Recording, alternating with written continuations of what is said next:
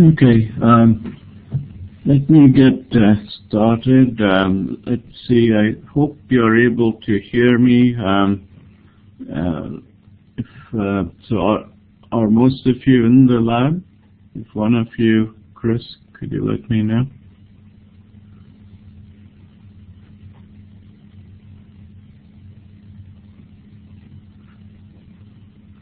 Chris or Logan, can you hear me? Okay. One of the things I'll discuss a little bit of the concepts on the exam that we've been discussing.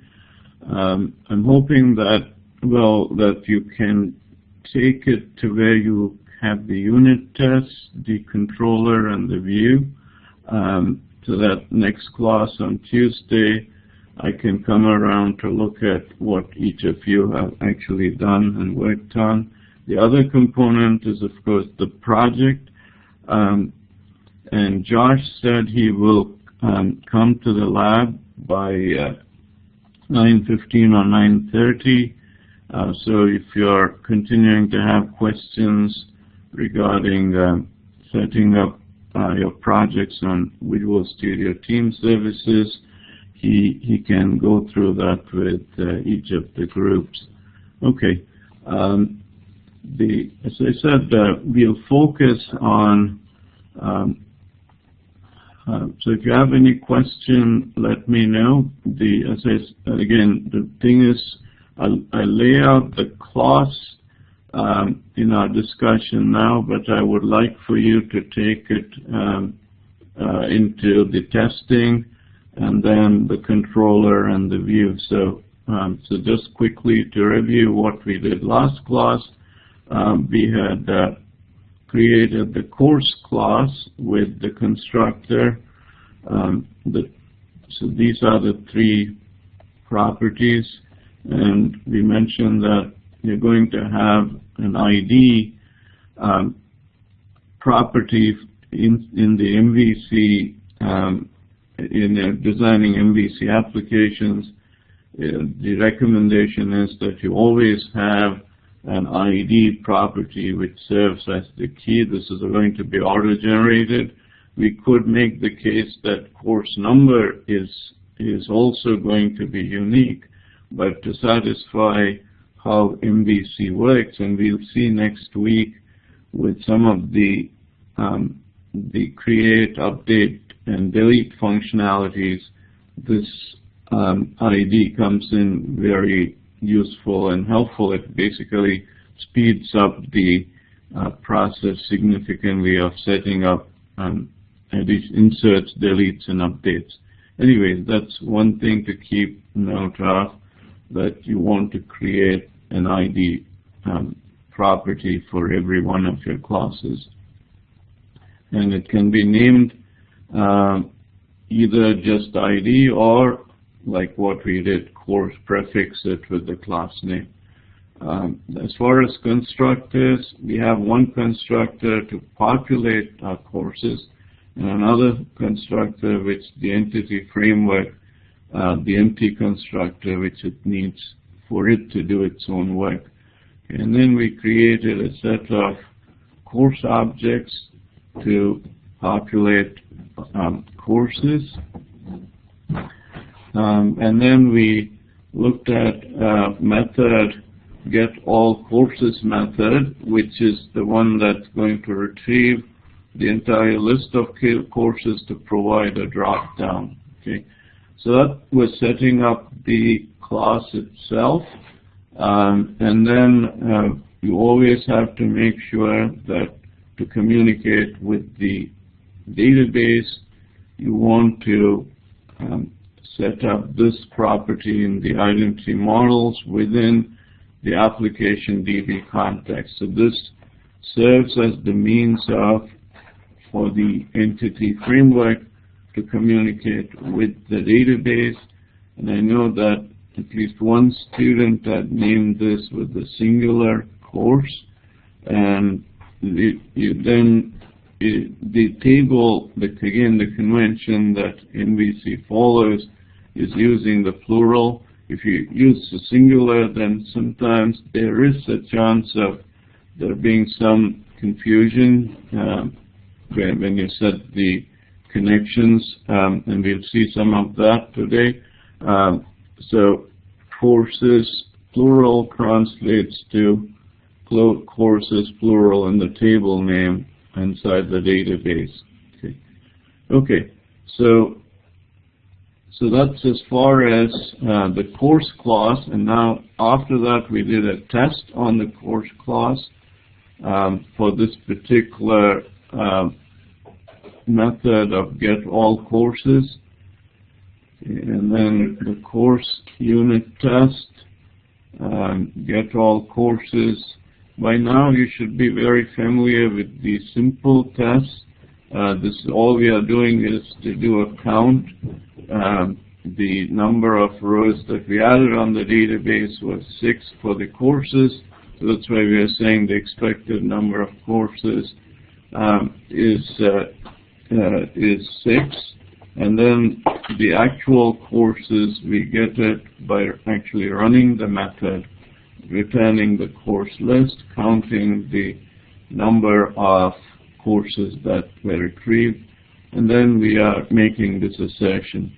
So if you were to run this now, you should be passing this. And last class, I think there were only 2 or 3 students who said that their tests were passing. If your tests are not passing, the places to look at, obviously start with webconfig. Make sure that your connection string is set correctly. Then check your app config in the test project.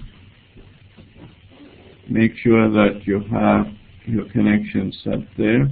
And in the app project, you also need to set a reference to the entity framework.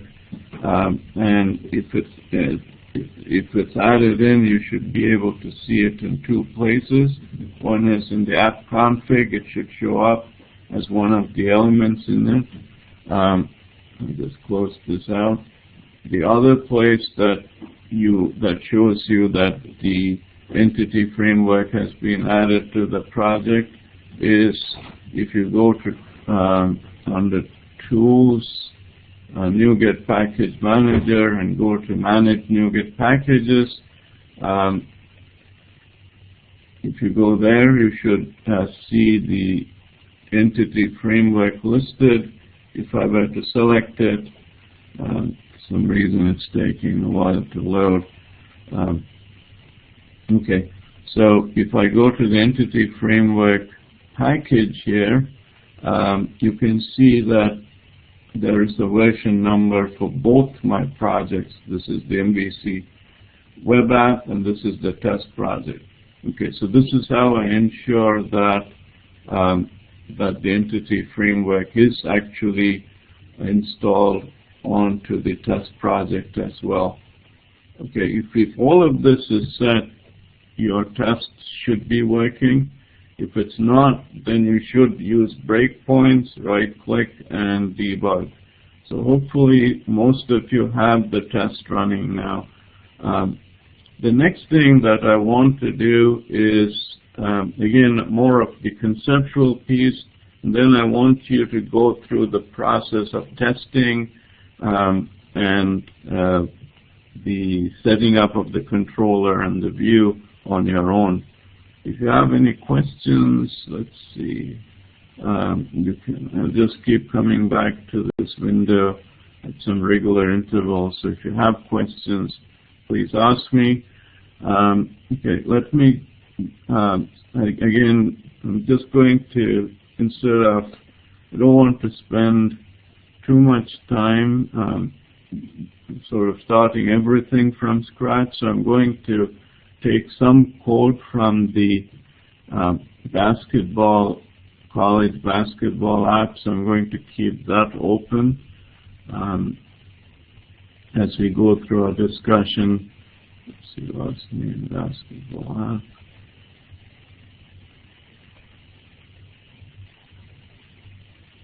Okay. So let me open up the class diagram. We were discussing this. We've discussed this a couple of times now. But what I really want to focus on or emphasize is this course prereq class and how we go about creating or implementing that. I think you understand the concept of this unary association and how it's relating. Each course prereq instance associates with one course and one prereq. So it's going to associate with two objects. And let's see how we go about setting it. This is pretty much the equivalent of the college conference class.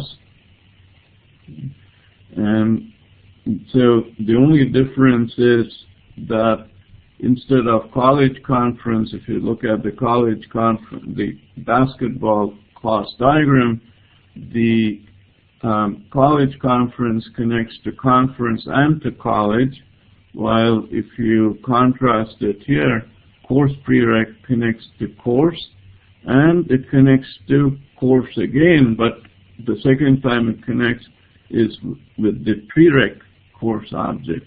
Okay. So let's go ahead and start creating. I'll add the class, and I'll call this course prereq.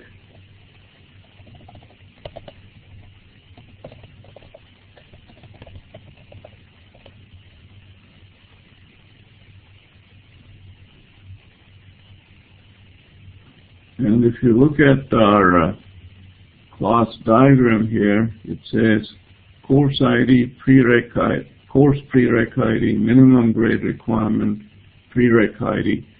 So our primary key is going to be our int course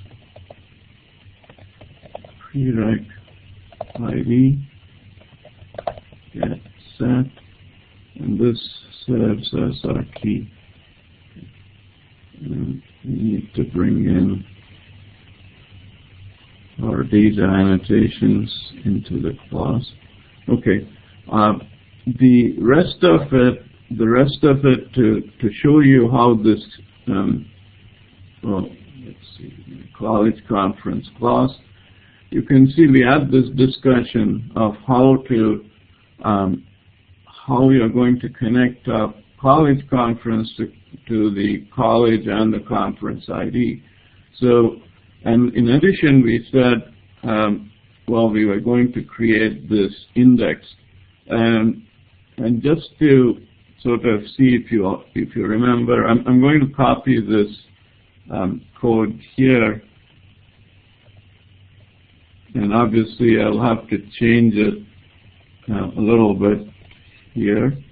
Okay, so instead of it, so it complains on index, it's basically I need to bring in data annotation schema into the using statements. Okay, now I'm going to have to change these from college ID. One obviously becomes course ID. Okay. And what does the other become? Can somebody tell me what would I name this? So one of the properties is course ID, which we will designate as a foreign key. But before we get to it, what should I call this? And we've discussed it, so let's see if one of you can let me know. Okay, Chris, prereq ID. Okay, that's what I want to call this. So prereq ID. Okay. Now the next piece is, before we proceed any further, we have to change this index. Obviously, it's no longer a college conference index. Instead, I'll change this to course prereq index, and I need to call both by the same name. So it's course prereq index. So both of these properties, which become fields on the database, are going to constitute the composite index on the table. Okay, and so we are saying this is the first column and this is the second. And now, can somebody tell me why we did this on the college conference clause and why we need to do it here? Why are we setting the indexes on these two properties?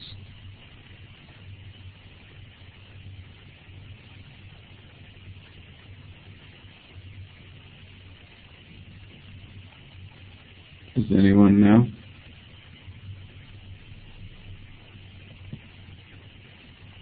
What is the purpose?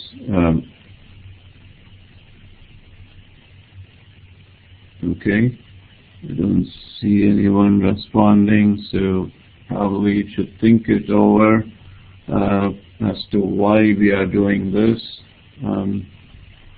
Let's see, because there's more than one foreign key.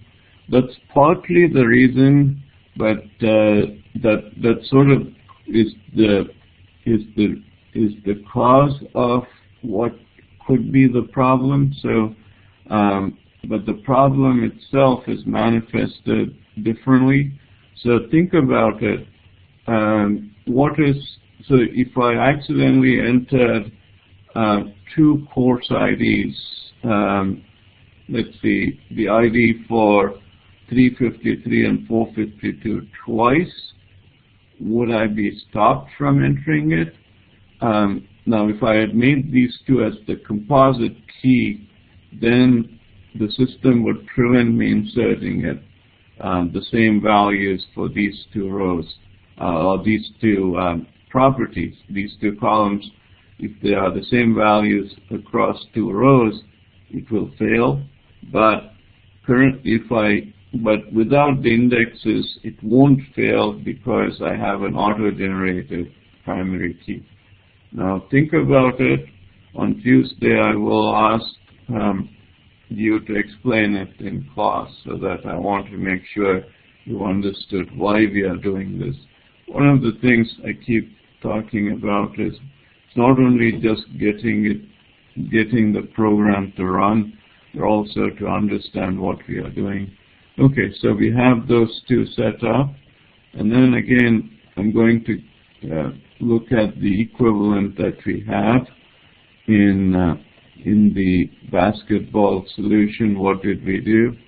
We then designated the foreign keys. I call them the object-oriented connections. Okay. So here I have two of these. We don't have date time, so we don't have to worry about that here. So I'll bring in the foreign key concept. Okay, so the foreign key here is the object-oriented connections. I have to provide the connection to the two connecting objects. So in this case, I need to go to course, and I call it the course object. Remember, this is the class, and this is the property that references that particular class. So, and then over here, so the first foreign key is course ID, represents the foreign key connection for in the relational database world, but the connection in the object-oriented world is set using this property, that is course, the course property. The second one, let's see if somebody can tell me, this is what property is this going to be? So it's obviously not going to conference, so what is this going to? Can somebody tell me this? So what will the second foreign key, there's the foreign key in the relational database world and the connection that we need to establish in the object-oriented world. So what should I change this to? Okay, live stated prereq ID. Okay, the first thing is over here, change this. Okay, Logan gave the most complete version of this over here. We need to change it to this is the class. Remember, it references both the sides reference back to course. Okay. Now, the first one references the course for which we are finding the prereq, and then the second references to the prereq. So if you look at what Logan responded, he said, call the second property prereq. Now, if I call the second property course, the compiler is going to complain because I have two different properties of the same name. And so that's why we need to, and this is not logically correct because this is really referencing the prereq for the course rather than the prereq, rather than just the course. So that's why we call it this. And one other change that we need to make. Okay, that's fine. I saw that Megan has says about Krista's computer. Okay, so what's the other change that I need to make once I've brought this in? This is the object-oriented connection. One other change that I need to make. What's that change? Conference ID needs to be prereq ID. Okay, that's what Liv just stated. So this foreign key is not conference ID, but the prereq ID that we established here. We will set that up as our foreign key. Okay, now when we, in addition, we need to create our constructors. So we are going to create two constructors, one to populate.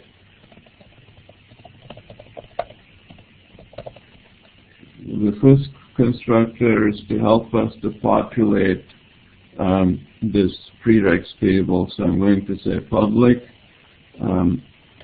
course prereq, and then I want to populate, obviously, there's one other thing that I've left out here.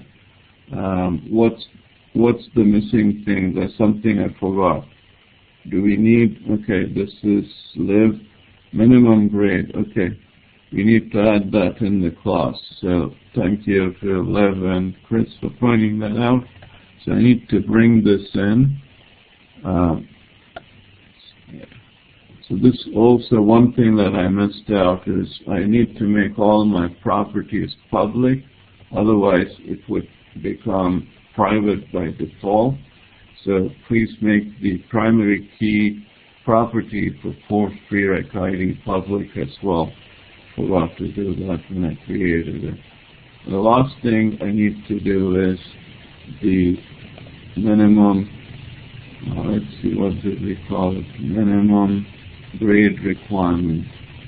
Okay, so this is the minimum grade requirement is a string.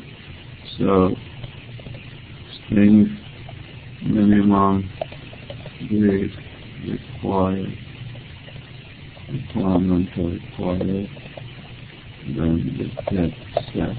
Okay, so we have all our, so we have a total of one course prereq ID, course ID, prereq ID, so those are 3.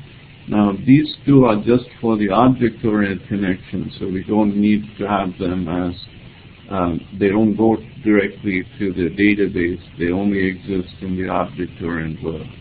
So we have 3 and then 4 minimum grade requirement. Of these 4, the first doesn't need to be, we don't need to provide values since it's auto-generated.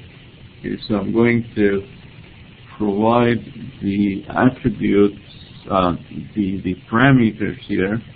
So int course ID, int prereq ID, and then string minimum, minimum grade.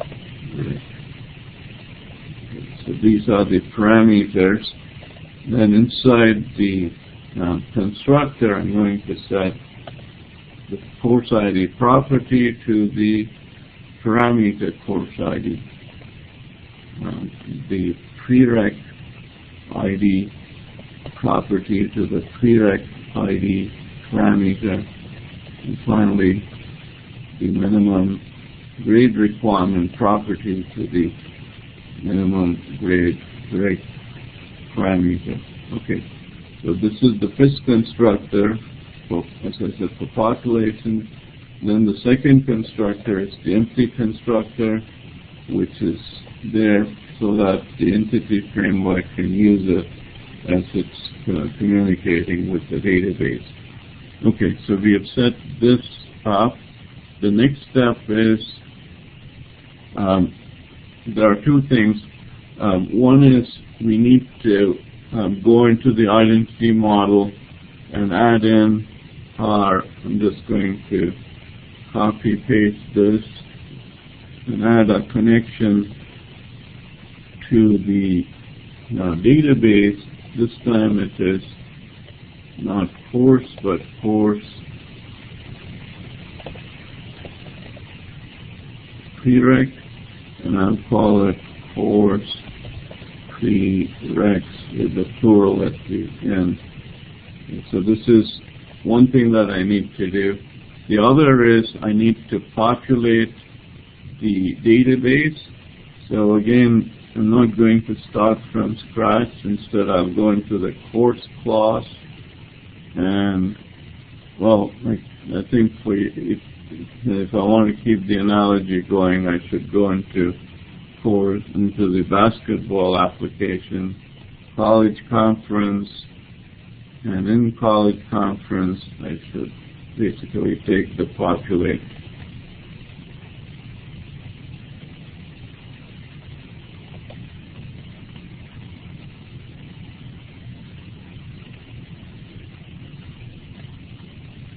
Okay, so this is going to be a method inside, so this is the end of the class.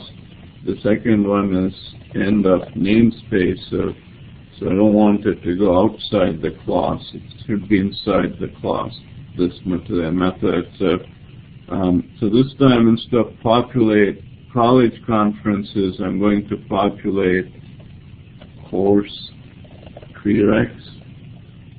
And what I'm returning back is a list of course prereqs.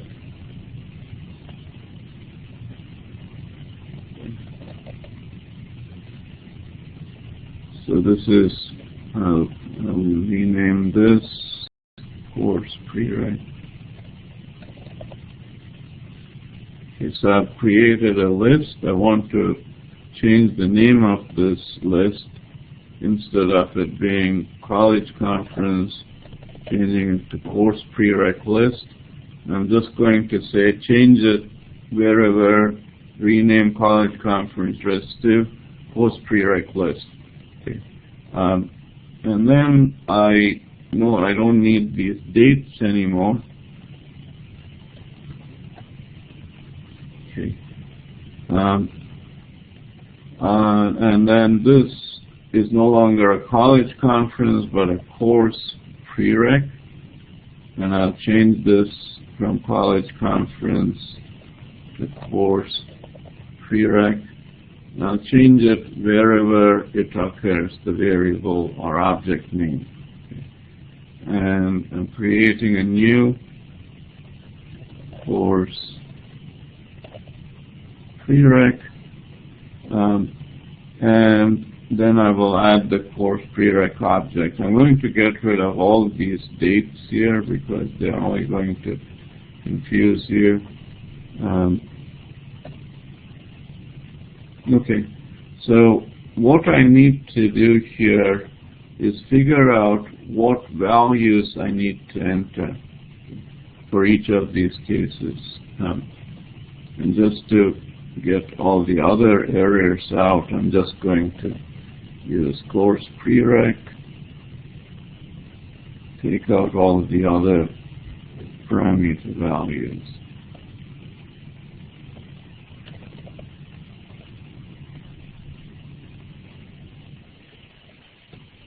Okay, now can somebody tell me, like, you can see that this, I don't want just the empty constructor, I want the constructor that takes course ID, prereq ID, and minimum grade requirement. Okay, so where do I get these course ID and prereq ID values from? Can somebody tell me that? Where do I get the values to populate? What are these values? Okay, the course ID should be in your database. Okay, so the first parameter here, if I look at my signature, it says course ID. Okay, so the second says prereq ID, the third is minimum grade required. So Liv said course ID from the database, so I go to my database, open up courses,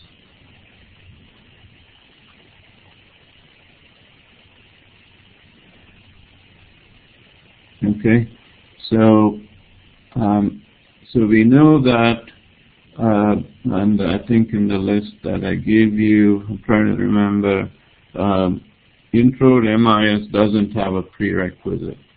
So the first one that we have, which has a prereq, I believe is 351 database applications, I believe has a prereq of 330. So how would we represent this? How would we represent that 330 is a prerequisite for 351?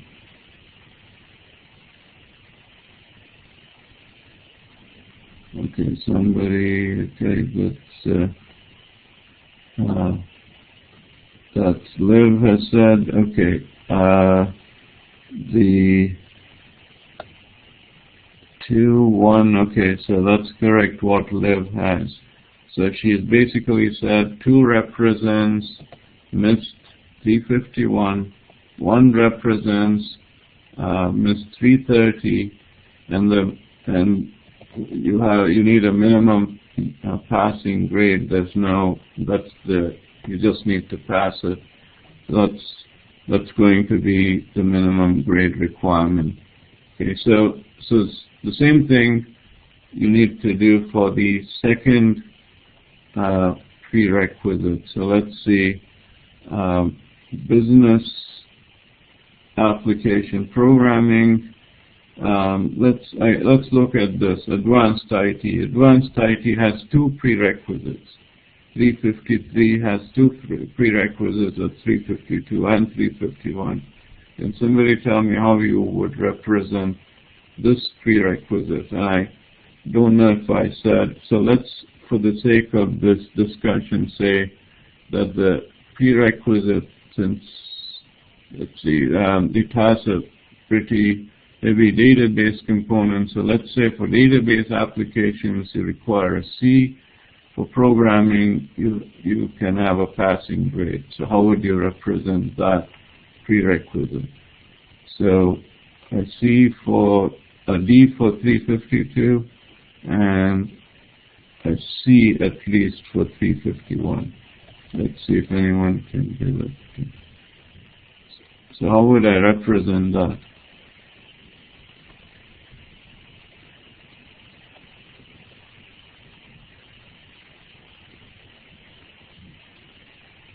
So how do you represent prereqs for missed 353 and that's 2 prereqs, missed 351, and since we said it's a database heavy like application in 353, we'll say minimum in missed 351 it's a C, minimum in missed 352 is a D. So how would I represent that here? Okay, so let's see again, list Liv, Megan, you have to have 2 new, okay. Yeah, that's Krista's suggestion. Okay, we need 2 of them, and Liv has provided the code, okay, C and D. So it's 42C, 43D. So, okay, so hopefully you're understanding where these numbers are coming from. 353, if you see the course ID is 4, 352's course ID is 3, 351's course ID is 2. So 4, 2 with a minimum of C, 4, 3 with a minimum of D.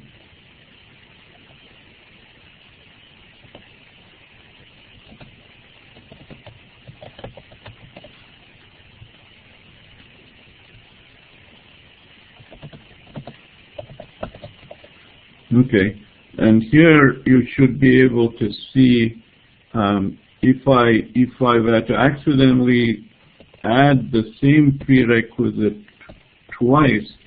So if I, for example, if I did this, what is the thing that would prevent me from inserting the same prereq twice? It will come back as an error, and actually the database insert would fail.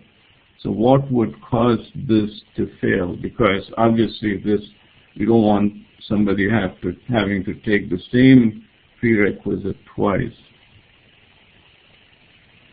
So does anyone know why this would fail if I just accidentally said 4242 twice?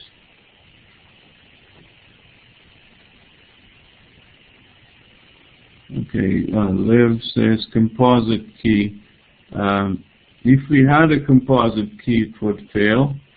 But if you look at this, our key is not a composite key. It's only this auto-generated key. So the key is not going to prevent me from doing, from adding the same combination twice. So what's going to prevent me? Anyone? This was the question I asked earlier, and Megan had mentioned a foreign key. Now, we don't have a composite key, so what is going to prevent that type of duplication across two different, okay, the index, exactly, or the indexes, as Megan rightly pointed out. So that comes back to the question I asked you earlier. What is the purpose of doing this? The purpose of setting up this index is, on those two combined, is to prevent this from happening. Okay, so I'll take this out because I obviously don't want the database insert to fail. So now what I want to do is go in, add a migration. So I'll go through the steps of adding a migration, rolling it back, and then rolling it forward. So the three-step process. It's always best to build the solution anytime I add code. So I'll do that first.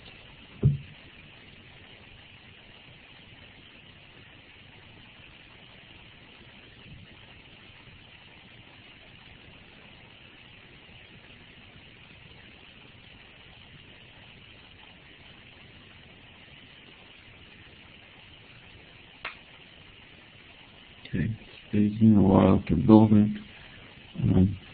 Okay, it's completed now. So let me go to the console. I'm going to add a new migration. What should I call this? What did I do? I added in course prereq, so I'm going to say added course prereq. Okay.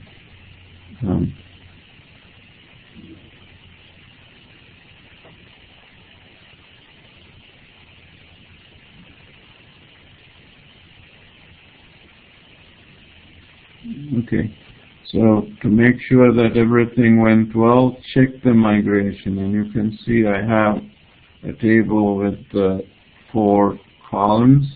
Okay, so but before I can send it over, there's one other thing that I'll do this. What I want to do is I want to revert it, but I don't want to move it forward. So first thing I'll do, I've added the migration. I'm going to update database, but remember I'm reverting it back to point 0. So I'm going to say update database dash target colon 0.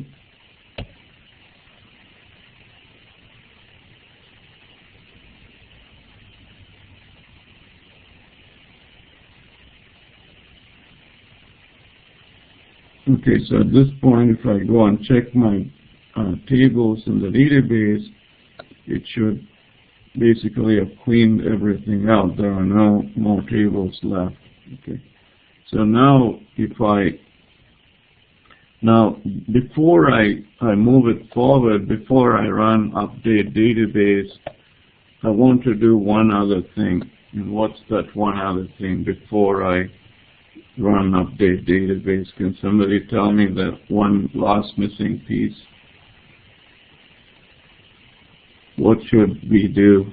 Okay, Chris said configuration. So go into your configuration, go into the seed method, and I'm going to again, to save some time, copy paste this, 3 lines of code.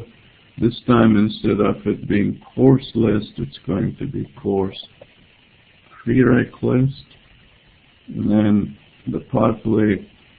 So this time from course prereq I need to get populate course prereqs method.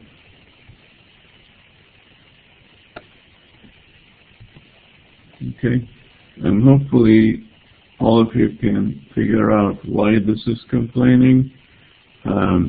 This is obviously not a list of course objects, but a list of course prereq objects. And then instead of adding it to the courses table, I need to add it to the course prereqs table. And what I'm adding is not the course list, but the course prereq list. Okay. Then I want to go to the database and save the changes. Okay, so after I make this, at this point, if I go in and run update database, then the data should also go over to the database in addition to just the table. Okay, so I'll update database.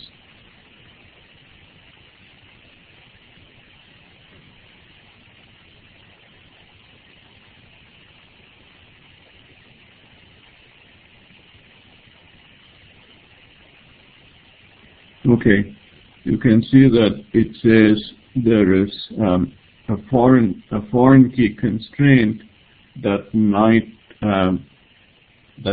cause multiple cascades. So, and this is something to keep in mind whenever you have unary associations, unary relationships. Okay, so what it is complaining about, so it didn't create my course prereqs table. So what I'm going to do is, first I'm going to roll it back. So I'll say update database target 0.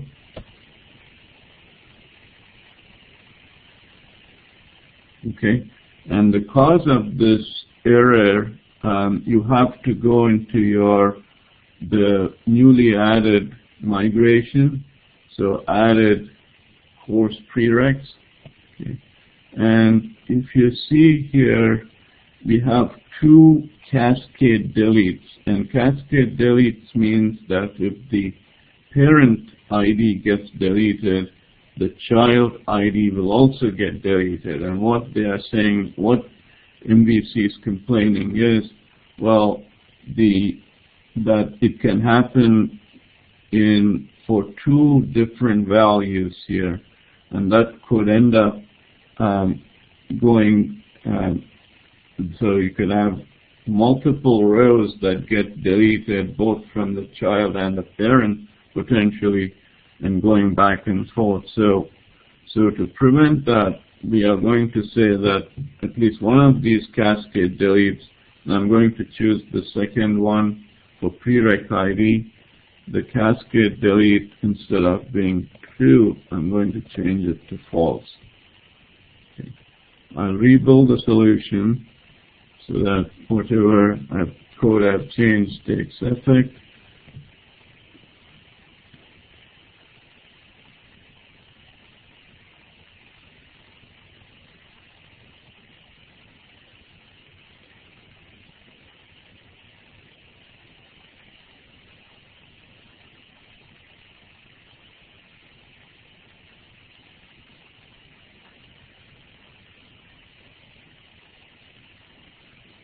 Okay, it's taking a while to build this.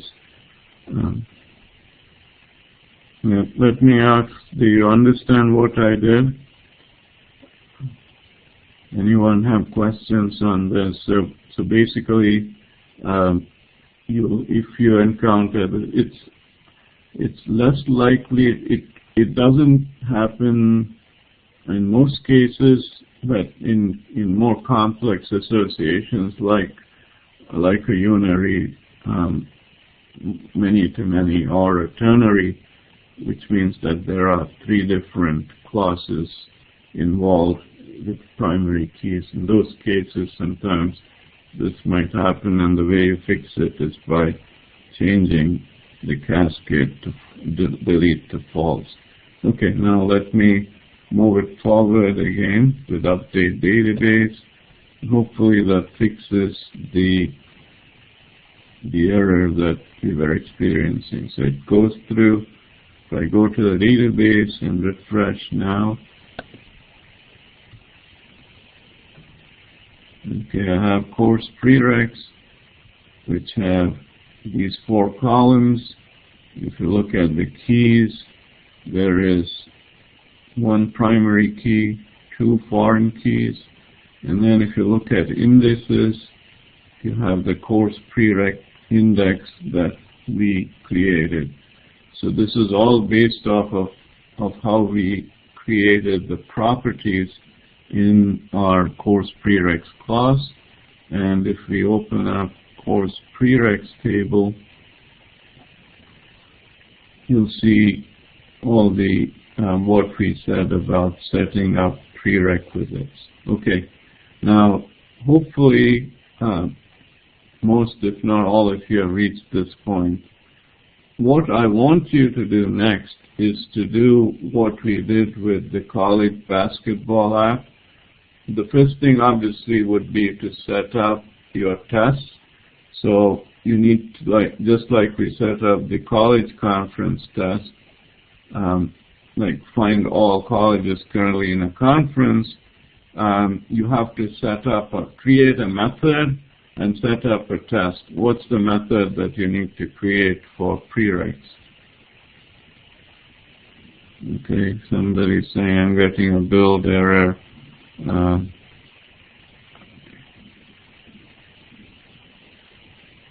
Okay, that's something like Chris, you should be able to figure it out. It's something that we were changing in configuration, so you should.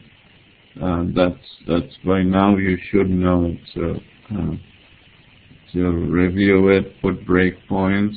Okay, but my question now is, instead of find all colleges currently in a conference method and test, what is the method that we need for a prereqs application?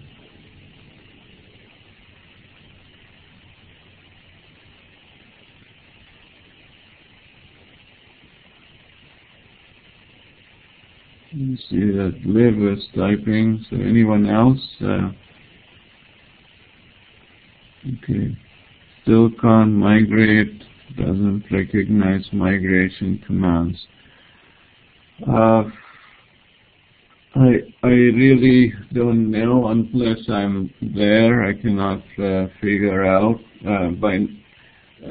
It's, as I said, the main reasons for not migrating are if you have the connection string incorrect, or if you don't have the entity framework established. So sometimes what works is, what I would do is go to the package manager, remove or uninstall the entity framework, reinstall it back, and then I would go to the database, delete all the tables from the database, and then try to enable migrations right from scratch.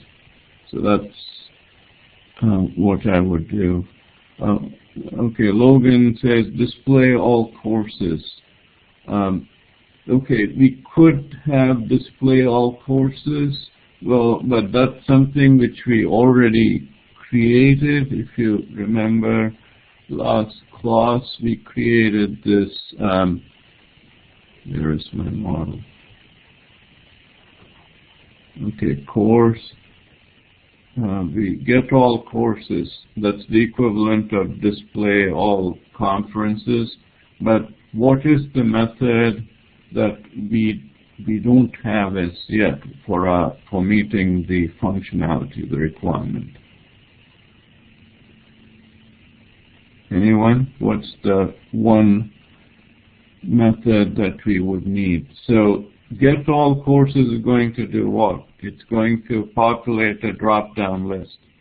When the user selects a value from the drop-down list, what gets passed? Okay, I'm not going to give you the answers to that. You have to figure it out. And I want you to do this before coming to class on Tuesday. I want you to figure out what method you would need for course prereqs. Obviously, you have to implement that. It's based off of the requirement. You need to what we are trying to accomplish with this application or program. So create that method inside of course prereq class. So that's the first thing. Figure out what method you need, implement it, write the code inside course prereq.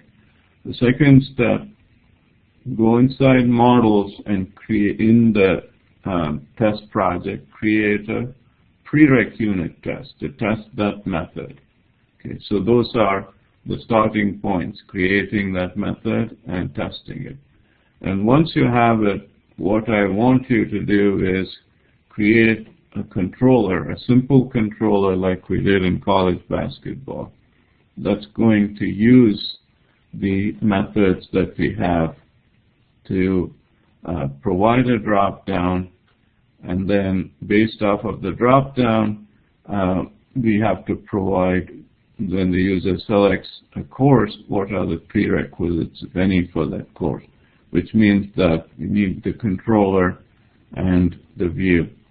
Okay, so this is this is how the different pieces, the model, the controller, and the view gets connected. So I want you to work on it and figure it out.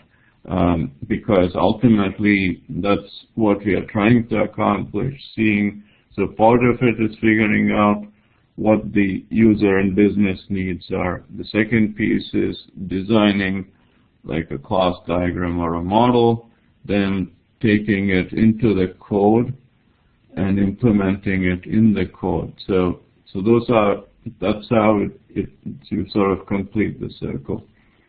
So I'm going to have you do that. I'll stop now. I think Josh might be coming in, so discuss with him. If you have any questions on the group project, posting the project onto Visual Studio Team Services. So Tuesday, that's the two things I'm going to look at. One is, what have you done on this course prereqs project? The other is on your group project to get it started with your use cases, the class diagram, and then connecting it up to Visual Studio Team Services. When you have the project up on Visual Studio Team Services, I can then access it directly from there and review it. Okay, I'll stop here. If you have questions, hopefully work through all of this. And if you have questions, I'll address them on Tuesday. Okay, then. I'll see you Tuesday.